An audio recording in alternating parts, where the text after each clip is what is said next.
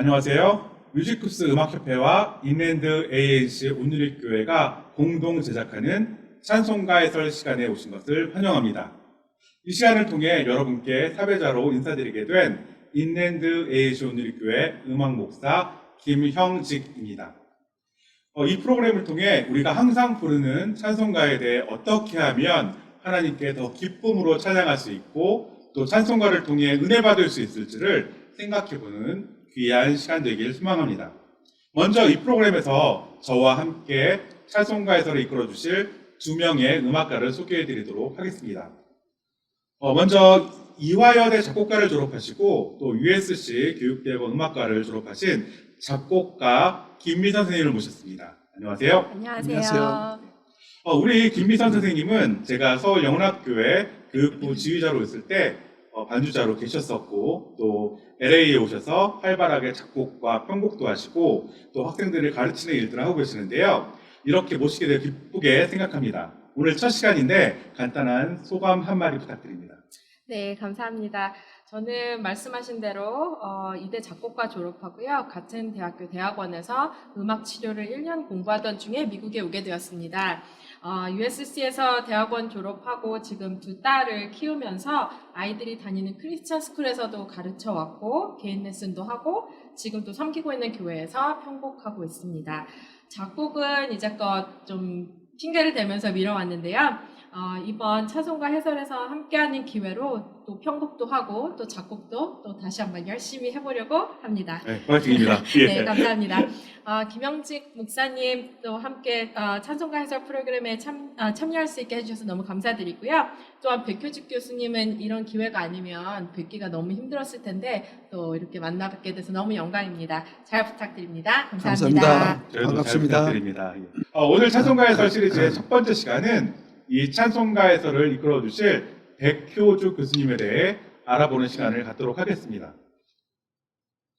백 교수님, 우선 이렇게 귀한 자리에 함께하게 되어 다시 한번 감사드리고 또 제 개인적으로는 큰 영광입니다. 먼저 제가 질문 하나 드릴 텐데요. 교수님이 음악대학을 다니셨을 때는 1960년대일 텐데 그때는 우리나라가 클래식 음악에 대해 관심을 가질 만한 상황도 아니었고 또 나라적으로 굉장히 어려운 상황이었는데 교수님은 어떻게 처음 음악을 시작하게 되셨나요? 네, 1960년대만 하더라도 전쟁 직후라 학교도 못 가고 아무것도 할 일이 없었습니다.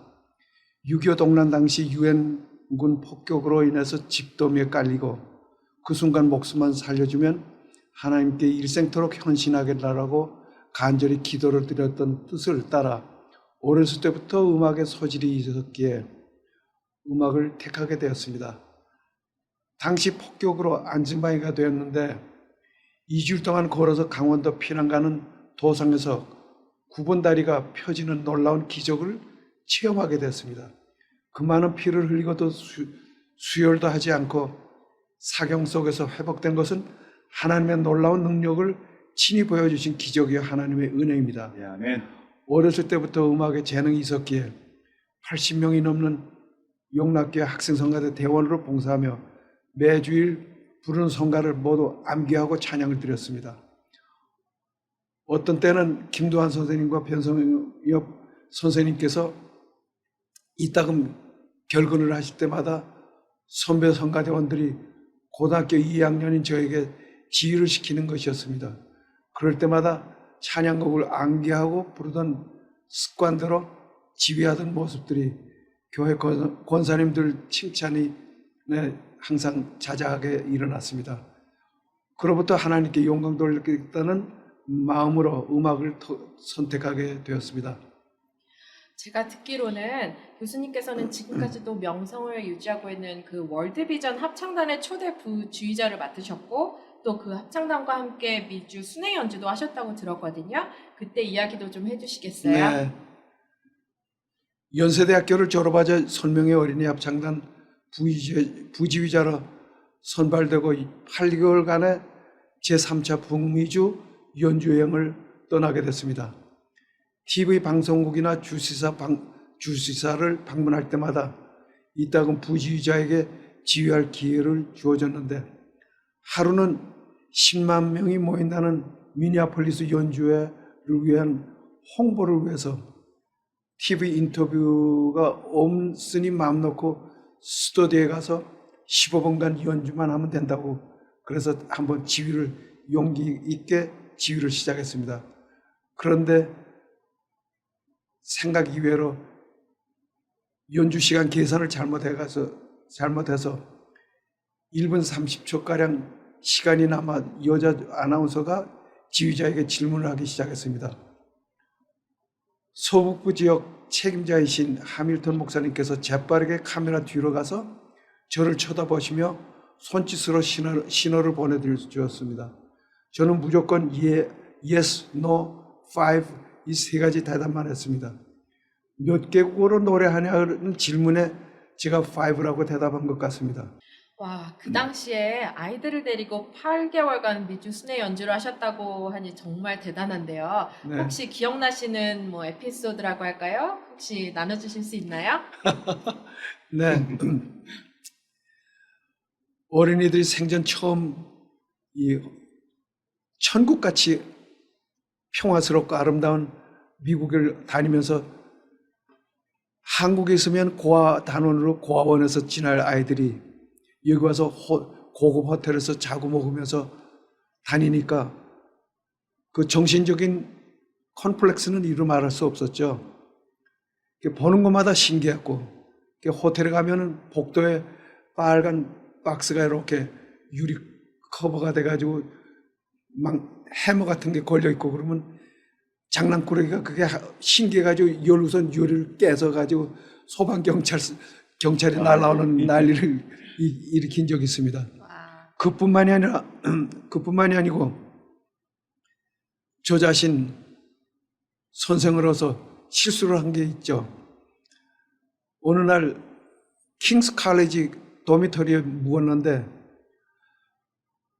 밤중에 목이 말라서 뭘 좀 마실 게 없는가 하고 복도를 왔다 갔다 하다 보니까 지금 소위 말하는 vending 머신이 있길래 들여다보니까 그게 뭔가 하고 보니까 25전을 넣으라고 그러고 뭐 여러 가지 코카콜라 같은 것들이 있더라고요.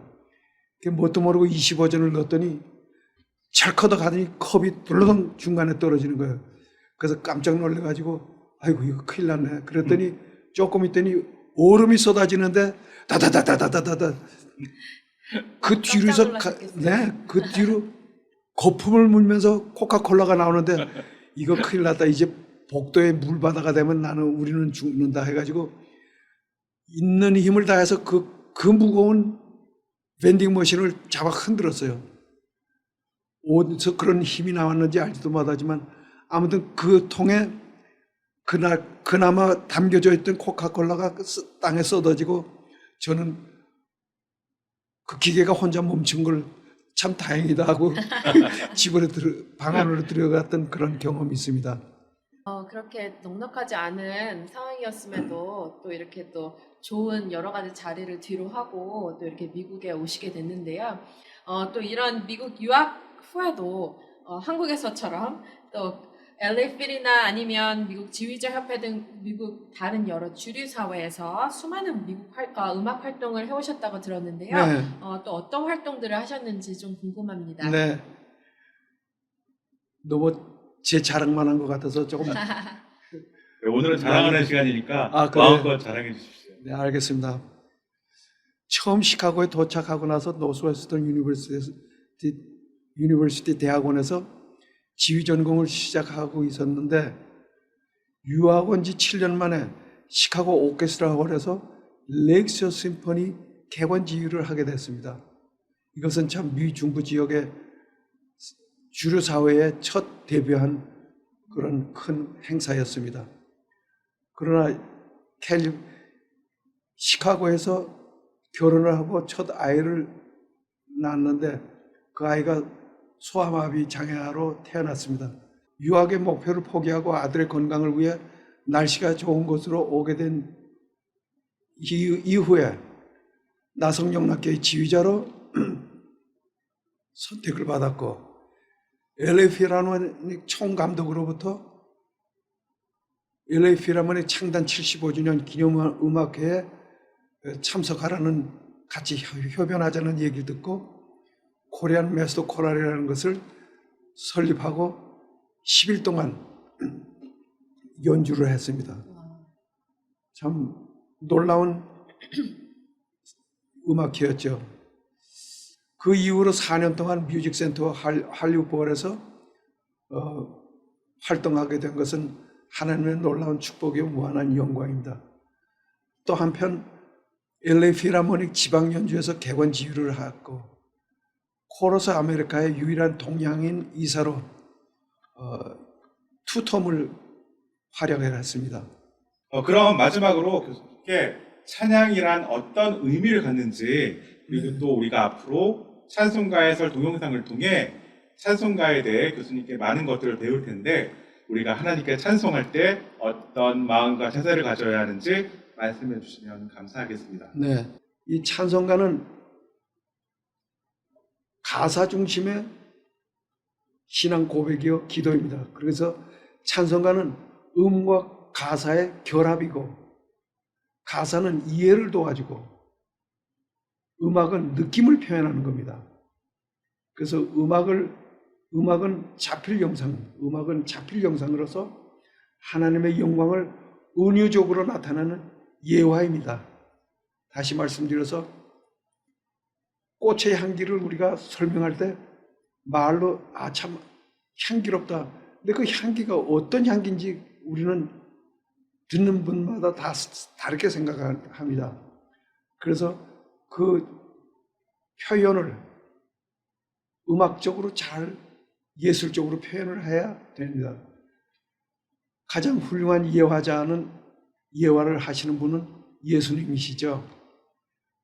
예수님께서 한 예를 들어서 구절을 설명드리자면, 낙타가 바늘구멍으로 들어가는 것이 부자가 하늘나라로 들어가는 것보다 쉽다고 하는 얘기는, 그만큼 부자가 하늘나라 들어가기가 낙타가 바늘구멍으로 들어가는 것보다 어렵다는 얘기입니다.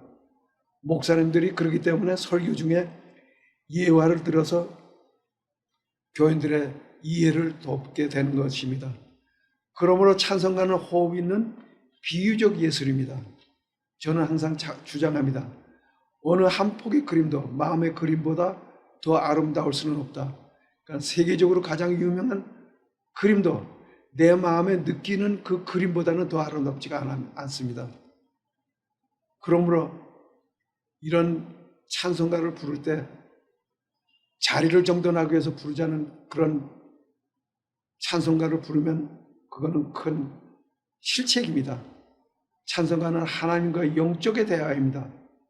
찬송가에서 영적 재창조의 변화와 신비를 발견해야만 됩니다.